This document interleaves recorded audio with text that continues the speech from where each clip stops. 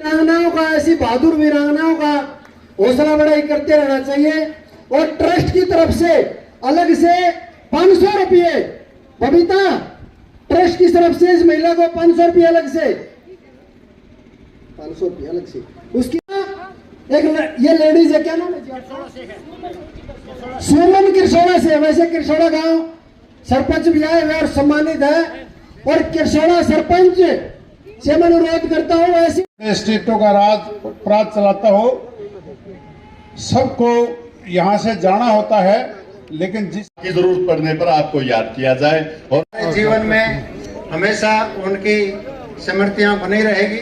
अंत में मैं फिर आईवीओ की तरफ से उनको हार्दिक श्रद्धांजलि अर्पित करते हैं। धन्यवाद। Thank you.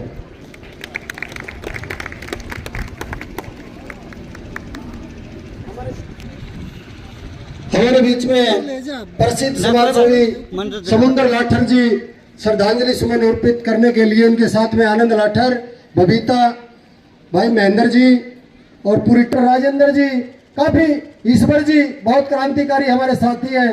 मैं सुपरफास्ट इसलिए मैं फिर कार्यक्रम कौन देखेगा, तो थोड़ा सिस्टम से चलने दो प्लीज। मैं माफी चाहूंगा आपसे। डॉक्टर बलबीर आर्य जी। इंडियन मेटल ऑर्गेनाइजेशन की तरफ से समुद्र लाठर हौसला बधाई देते हुए जो रक्तदान कर रहे हैं, श्रद्धांजलि अर्पित करता हूँ। संदीप लाठर, जैसा कि आपको मालूम है, उनका जन्म भिवानी में हुआ था, क्योंकि इनके माता पिता भिवानी में से। नमस्कार जी।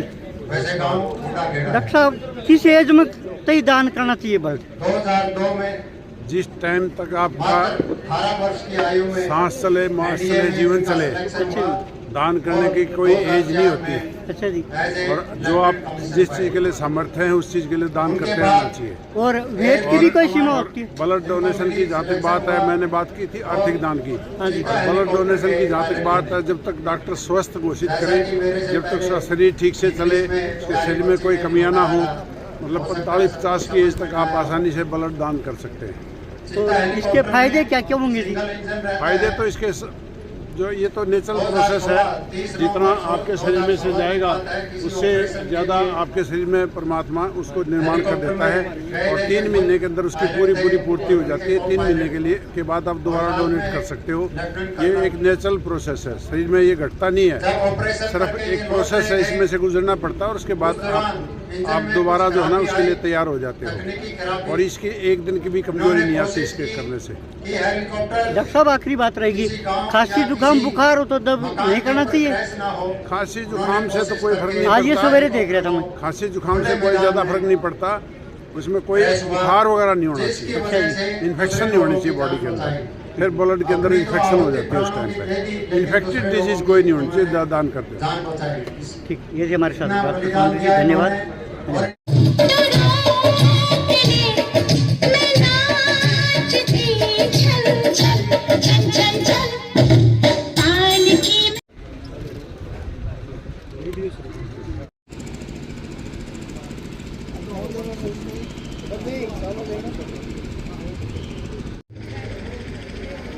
फोटोग्राफर साहब है वो, यहाँ हम जो देश में रहते हैं, देश के नागरिक हैं, वो उनको नमन करते हैं, उनसे हम प्रेरणा पाते हैं, और उनसे प्रेरणा पाके ही अगली पीढ़ी तैयार होती है, और इस तरह से हमारे बॉर्डर सुरक्षित रहते हैं, और जिसकी वजह से हम सुख चैन से रह पाते हैं और देश प्रगति कर पाता है।